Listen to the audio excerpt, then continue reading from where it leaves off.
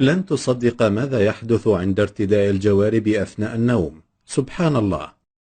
ربما تكون أحد الأشخاص الذين يحرصون على تدفئة أقدامهم ليلا عبر لبس الجوارب أو الشراب للحصول على ليلة هانئة والنوم بسرعة، لكن كثير ما يخبرنا أهلنا بأن النوم بالجوارب مضر بالعينين ويؤثر على حاسة البصر، فهل هذا صحيح؟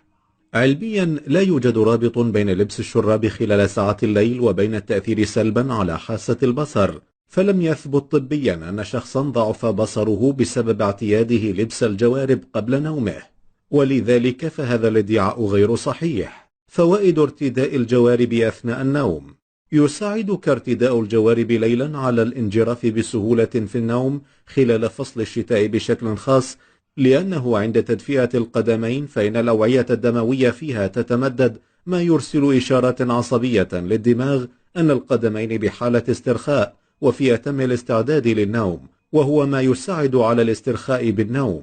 كما يساهم ذلك في تدفئة الجسم قبل النوم وجعله دافئا، ما يساعد على النوم بشكل أسرع. وفيما يلي فوائد إضافية للنوم مع ارتداء الجوارب: أولا، منع التعرق خلال الليل.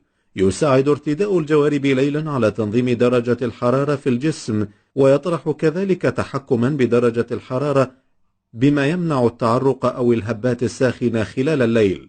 تقليل أعراض مرض رينود.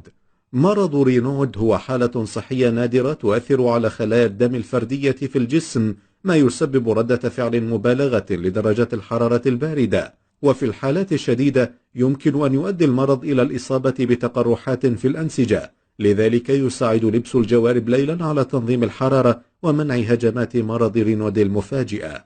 تحسين البشرة الجافة. للأشخاص الذين يعانون من جفاف الجلد وتشقق القدم خاصة خلال شهور الشتاء الباردة، يساعد ارتداء الشراب على توفير الترطيب المناسب، خاصة لو كانت الجوارب مصنوعة من القطن.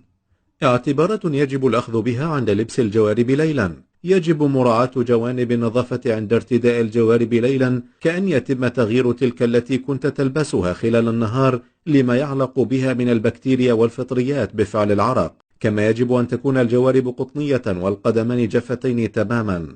كما يجب ألا تكون الجوارب سميكة تماما تمنع تهوية القدمين، أو ضيقة تمنع سريان الدم في أوعية القدم الدموية.